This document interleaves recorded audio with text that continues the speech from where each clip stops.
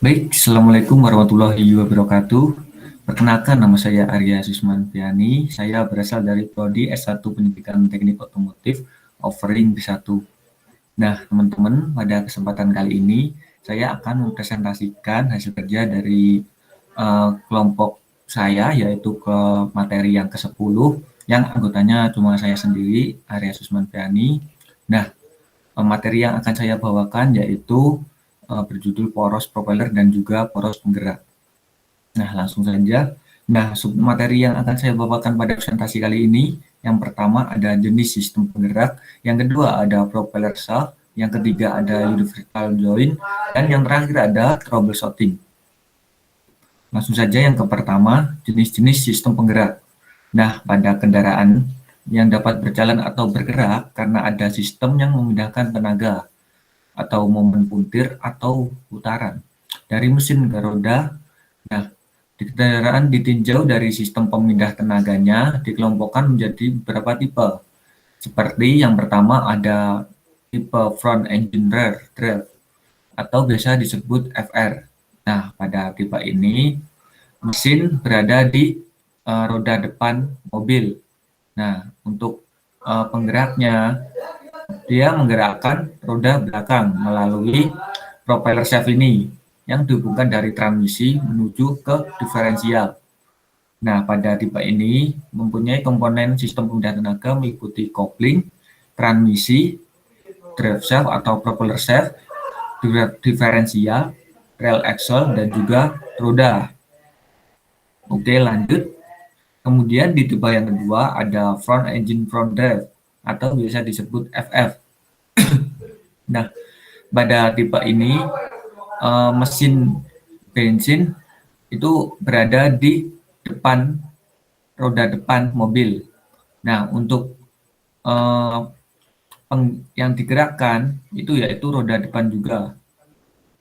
Nah, jadi transmisinya berada di belakang mesinnya dan juga diferensialnya berada di sebelah kiri dari mesin mobil itu sendiri. Nah, komponen yang ada di dalam tipe ini meliputi kopling atau clutch, kemudian ada transmission, kemudian ada diferensial, kemudian ada front axle dan juga roda. Lanjut. Nah, selanjutnya ada rear engine rear drive atau biasa disebut RR. Nah, pada tipe ini kendaraan dengan mesin di belakang dan menggerakkan roda belakang pula. Nah, pemindah tenaga kendaraan ini sama dengan tipe front engine front drive atau yang biasa disebut FF. Nah, tipe ini biasanya digunakan pada kendaraan bus yang memiliki mesin gendong atau mesin belakang. Nah, komponennya meliputi kopling atau clutch, transmisi, diferensial, rel axle, dan juga roda atau wheels. Lanjut, kemudian di tipe yang terakhir yaitu yang keempat ada four wheel drive atau biasa disebut VWD atau 4WD. Nah, pada tipe ini biasanya mobilnya sering digunakan untuk off-road seperti Jeep dan juga Triton dan lain-lain. Nah, kendaraan dengan mesin menggerakkan roda depan ini dan roda belakang dinamakan tipe four wheel drive atau all wheel drive atau 4WD atau AWD. Nah, komponen yang ada di dalamnya pun yaitu meliputi kopling, transmisi, dan transfer energinya terbagi menjadi dua. Yang pertama itu front drive shaft atau front propeller shaft, kemudian front diferensial, kemudian front axle, dan juga roda depan. Sedangkan yang kedua ke rear diferensial, rear axle, baru ke roda belakang. Seperti itu. Kemudian menginjak ke submateri yang kedua yaitu propeller shaft. Nah, pada kendaraan tipe FR atau front engine rear drive dan juga FWD atau 4WD four wheel drive untuk memindahkan tenaga mesin dari transmisi ke diferensial diperlukannya propeller shaft atau sering juga disebut drive shaft. Nah, untuk gambarnya bisa dilihat pada samping materi ini. Ini untuk rincian komponen propeller shaft-nya. Ada sleeve yoke, universal yoke, bearing wedge, intermediate shaft, kan, center bearing, dan juga lain-lain. Nah, panjang pendeknya propeller shaft ini tergantung dari panjang kendaraan. Pada kendaraan yang panjang, propeller shaft-nya dibagi menjadi beberapa bagian. Nah, tujuannya apa? Untuk menjamin supaya tetap dapat bekerja dengan baik. Seperti itu. Nah, hal-hal yang mempengaruhi posisi dari diferensial ini yaitu suspensi kendaraan, mengakibatkan posisi diferensial ini selalu berubah-ubah terhadap transmisi, sehingga propeller harus dapat menyesuaikan perubahan sudut dan juga perubahan jarak. Nah, agar tetap mampu meneruskan putaran dengan lancar, seperti itu. Nah, mekanisme atau komponen tersebut biasanya disebut dengan universal joint atau sering disebut U-joint. Oke, lanjut ke universal joint. Nah, di universal joint ini terdapat 5 tipe atau 5 jenis. Yang pertama itu yang biasa digunakan pada mobil umumnya itu bernama hook joint.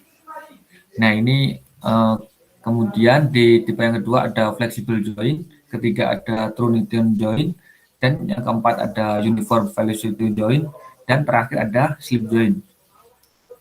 Nah, ini kelima tipe ini yang membedakan yaitu dari segi konstruksi, kemudian dari segi bentuk dari barangnya itu sendiri, ada yang berbentuk palang, ada juga yang berbentuknya lurus. Seperti itu. Tetapi untuk dari segi fungsinya hampir sama seperti itu, teman-teman. Kemudian submateri yang terakhir yaitu troubleshooting.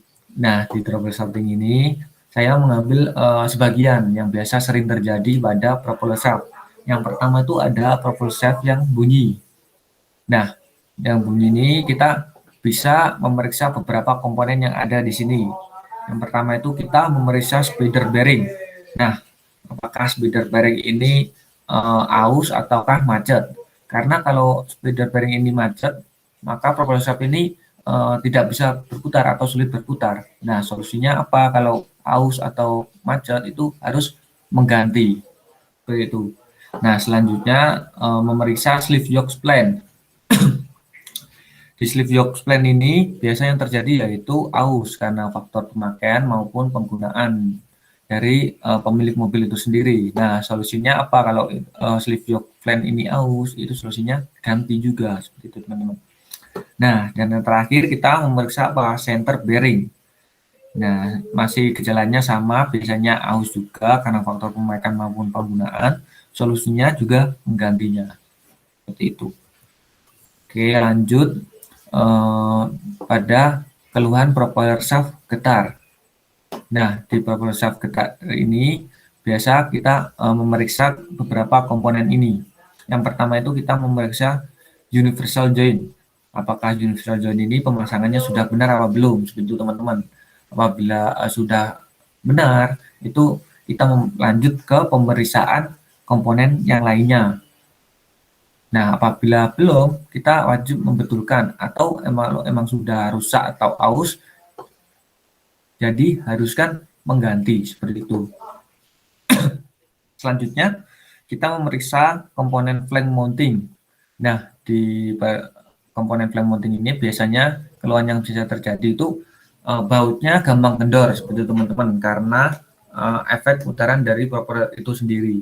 Nah, itu solusinya apa? Solusinya itu kita mengeraskan bautnya, atau apabila emang bautnya itu sudah aus dan londot, itu kata istilahnya, itu maka kita harus mengganti bautnya seperti itu. Selanjutnya kita memeriksa komponen yang bernama center bearing support mounting. Nah, keluhan yang biasa terjadi pun sama, bautnya gampang kendor juga. solusinya juga sama, kita mengeraskan apabila bautnya itu sudah rusak, jadi kita menggantinya seperti itu. Selanjutnya di komponen selanjutnya itu ada sleeve yoke spline. Nah, di yoke spline ini keluhannya yang biasa terjadi yaitu macet karena faktor pemakaian yang mengakibatkan sleeve yoke spline ini seret gitu, jadi kurang pelumasan. Solusinya apa? Kalau emang macet itu ya harus mengganti seperti itu. Selanjutnya itu di komponen spider bearing. Di spider bearing ini biasanya yang terjadi yaitu aus atau rusak komponennya. Nah, solusinya masih sama dengan penggantinya. Selanjutnya kita periksa komponen yang bernama karet bushing center bearing support.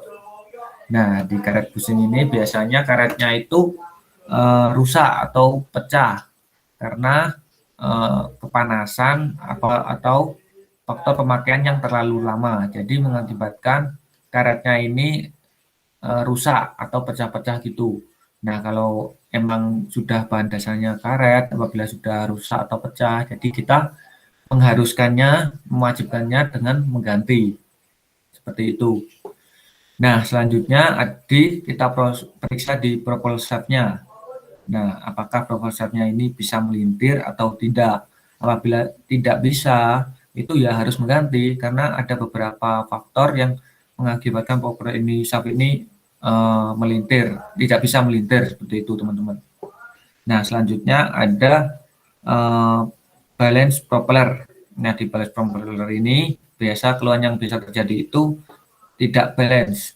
Nah, solusinya apa? Ya kita harus menyetel ulang atau mengganti apabila komponennya itu sudah rusak. Nah, pada keluhan propeller shaft getar ini, pemeriksaan terhadap getaran dan bunyi pada propeller shaft harus dilaksanakan secara teliti dan cermat dengan mengangkat roda penggerak dan menghidupkan mesin pada posisi gigi transmisi masuk. Nah, kemudian kita naikkan putaran mesin secara bertahap sambil mengamati getaran dan bunyi dari propeller shaft nantinya. Nah, jika ditemukan adanya getaran atau bunyi dari propeller shaft, maka lakukan pemeriksaan baut-baut pengikat dan juga lepaskan unit propeller dan lakukan pemeriksaan komponen yang sudah saya sebutkan sebelumnya tadi seperti di gambar ini. Itu teman-teman. Oke, mungkin itu saja yang saya dapat sampaikan mengenai materi poros propeller dan juga poros penggerak. Apabila ada kurang dan lebihnya, saya mohon maaf. Saya akhiri. Wassalamualaikum warahmatullahi wabarakatuh.